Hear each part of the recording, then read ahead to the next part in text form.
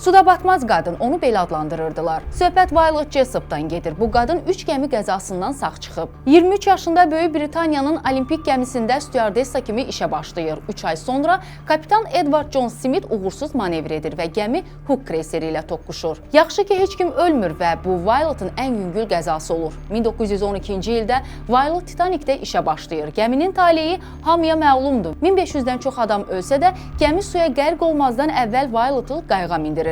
Qayıqdakıları Karpatiya gəmisi xilas edir. Birinci Dünya müharibəsi başlayanda Britannik Hospital gəmisi kimi istifadəyə verilmişdi. Violet burada tibb bacısı idi.